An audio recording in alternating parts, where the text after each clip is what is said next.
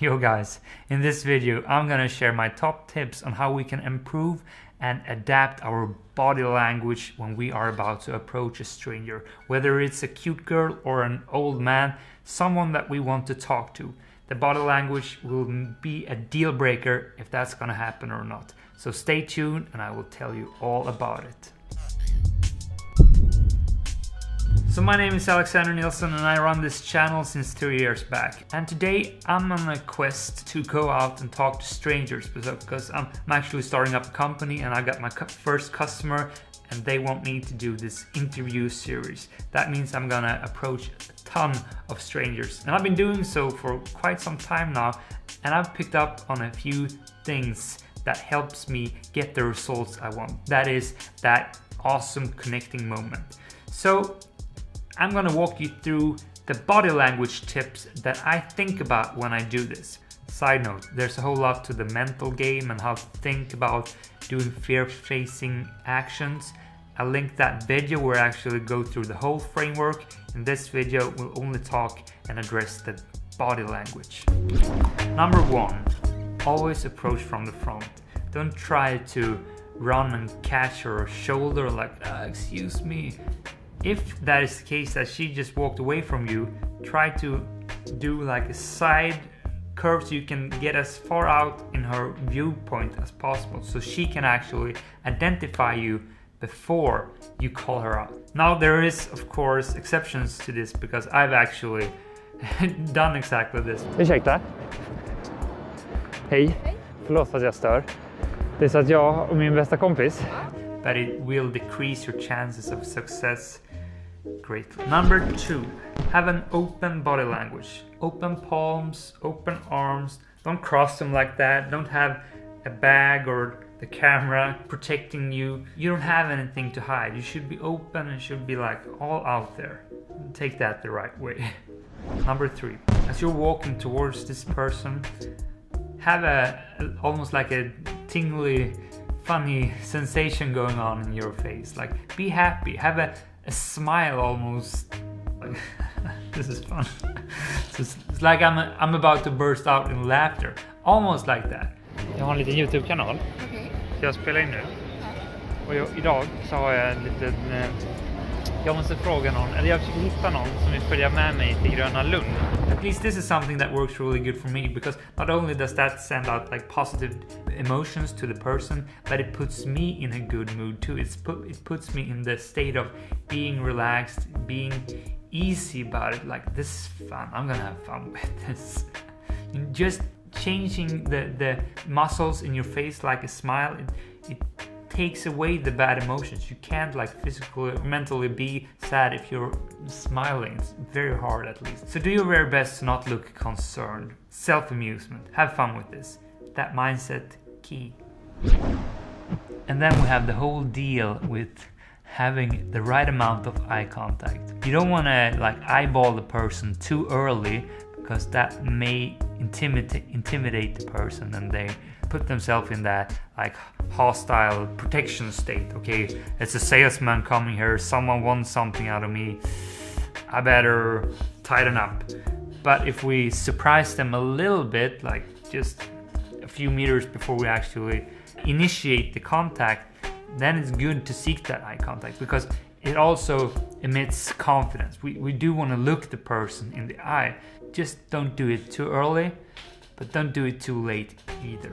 Hur kände du när jag kom fram till dig? Du såg väldigt trevlig och normal ut och nykter. Tack. And then throughout the conversation, you should have a nice mix of eye contact, not eye contact. There's different schools. Some say you should do like 80-20 eye contact, not eye contact, and also depending on who's talking or not. Henrik Fexeus, the Swedish social skills expert who has written the book Fingertip Feeling, he says that when you are listening to the person that you are talking to, then you're supposed to look them in the eye like the whole time. But when it's your turn, then you can shade away when it's convenient, like every 10 seconds or like when you really have to think about what you need to say. Looking a person into their eyes for a long period of time it will create kind of hormones that makes them feel that they are in love. I try to find a balance that feels right to me, look away when I need to because I need to think, but as much as possible I try to look them in the eyes. And if you think it's scary to look them in the eyes, you can always look here. That's a nice trick and it's not as intimidating. Number 5, articulate. Don't mumble. And this is something I used to do a lot. When I was insecure, it was like I didn't spoke up. I was trying to just... I couldn't get it out what I wanted in a clear way. This is actually something I still do when I get real nervous. Like yesterday there was this super cute girl at the gym and she made me happy and I wanted to say that, but it was such a build up to it, and so when I actually went up to her and did it, it came across as like super lame and unconfident. Speak up. You don't have anything to hide. Do you want to talk to this person or not? Stretch your back, have your body language open, and then say what you want to say with a clear and nice voice. And then we get to number 6, physical contact, which is a great way to escalate that connection. But it's also something that requires a little bit of fingertip feeling to know when it's appropriate to do so. However, it is a bit of a tough one to do it in a comfortable way if you're not used to it. You just have to start to play around with it and dare yourself to, in a nice and relaxed way, try to touch the person. The first way we do this is by shaking the person's hand. At least in Sweden that is something common. So I actually introduce myself often after I've stated my purpose and all that, but then I reach out my hand and I shake their hand. Then we have that first physical contact going. Hi. Hi, What's your name? Arvid. Arvid. And you have a guitar, I see. Yes. That's awesome. By the way, I'm Alex. Nice to meet you. But throughout the conversation, if we stand in a way that enables this, I try to like, oh, that's funny, in a relaxed way, like touch your shoulder or like buff them if we're having a joke going. It's just something that should come natural, but in the beginning it might not do so. But you have to dare to play around with it, and it might be awkward in the beginning. Yes! So we started to, that was awful. We started to, it turned into a high five and it just fell apart. It was, I never want to do that again. But know this, failures, that's the way forward. You know it, I know it. And then we have the last point, which basically is everything I said plus a lot of other things. It's about not coming off as nervous. It's about being relaxed and sending out good energies. This is super hard. This is something that you will get to when you have done it hundreds of times and you're just comfortable because you have so many reference cases telling you that you will be okay and you will have fun with it.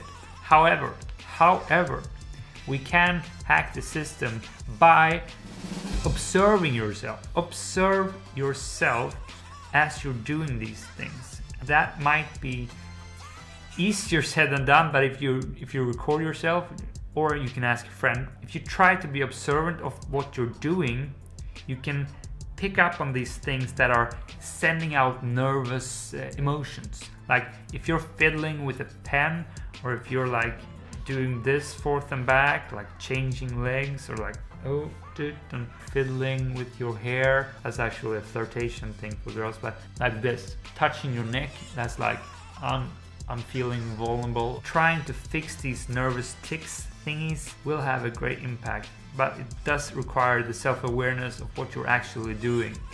So try to be observant and see what is going on. I have a few of these things, like when I'm sitting in a chair which is turnable like this, I have a tendency to do this. It happens all the time at the office, but it's something I've identified as a nervous thing, and therefore I can give it some attention to not do it. But you can also design a way to not make these things happen. Like don't sit in a stool like this when you're recording a video, or don't have something in your hand when you're approaching a stranger, because then you will fiddle with that thing. When you're trying to implement something new in a social context, there will be a cost for you trying to give some attention to actually implement that. In the long run, it will be worth it. For some conversations, try to just be observant of what you're doing, even though it may result in a worse conversation. And again, in this video, we only discuss the body language part. There's a lot of different things we can dissect when it comes to like great openers or how to make the person laugh or all these details. But for me, I work with like one theme at the time, and right now body language is the thing. Yeah, I'm having fun here. Can you tell? I am. Tack Åsa för att jag fick Tack prata själv, med dig. kul. Det är lugnt. Jag älskar det.